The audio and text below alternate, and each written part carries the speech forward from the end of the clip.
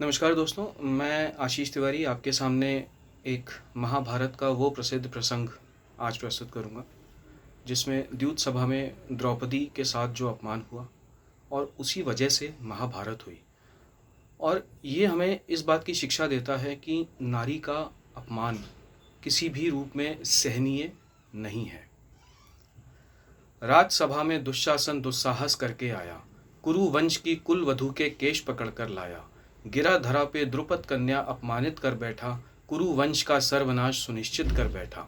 बैठो मेरी जंघा पे कायर दुर्योधन बोला था, राजमहल की रानी थी जो दासी समान तोला था। बैठ मौन देख रहे थे भीष्म विदुर और कृपाचार्य, महापुरुष और महारथी वे कर्ण और द्रोणाचार्य। बलशाली से भीम गजोदर निर्बल होके बैठे थे, गंडीव धरे क्रोधित अर्जुन निश्चल होके बैठे थे।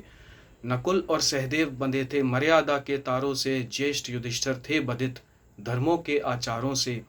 अंधकार में खोए धृतराष्ट्र भी कुछ ना बोले थे, महाधूर्त कपटी शकुनी ने ऐसे पासे खोले थे। दुर्योधन बोला दुशासन करो वस्त्रहीन इस नारी को, शित विचित कर दो पुष्पों से प्रज्वलित इस क्यारी को।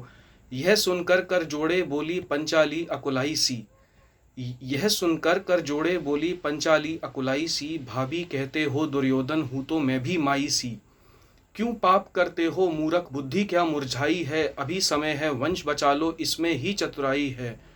बुद्धि से भयभीत दुशासन भ्रात भक्ति में आया, चीर हरण करने को आतुर सिंह समान गर जाया। कुरु वंश के पराक्रमी मूक बधिर से बैठे थे, वायु इंद्र सूर्य यम के वंशज भी चुप बैठे थे। बोली द्रौपदी, बोली द्रौपदी है नपुंसकों कैसे वीर पुरुष हो तुम, अपने ही घर की आभा को स्वयं बुझा रहे हो तुम। याद करो विध्वंसों को जब नारी अपमानित होती है, इन अशुरों की धारा की जब नदी प्रवाहित होती है। रोक न पाओगे तुम दुर्जन सृष्टि के हाहाकार को, इसका प्रतिशोध लेंगे पांडव मिटा तेरे संसार को। फिर गर्जन के स्वर में ज्वाला सी नैन रक्त सी बोली, फिर गर्जन के स्वर में ज्वाला सी नैन रक्त सी बोली। ओ दुशासन तेरे रक्त से ये केश खेलेंगे होली। फिर याद किया गोविंद को कर जोड़े नैना बंद किए, उपहासित सी अबला विचलित प्रश्नों में प्रतिबंध लिए। पर थक गया दुशासन वस्त्रहीन ना कर पाया, हरि की महिमा और माया के आगे वो ना टिक पाया। भयभीत थी पूरी राजसभा जब वस्त्रों का भंडार सजा, पर शिलालेख जो बन सकता था कायरता का वाक्य बना। खोकर अपनी गरिमा लज्जा पंचाली ने संकल्प लिया, मृत्यु पाएगा हर प्राणी जिसने महाकलंक दिया।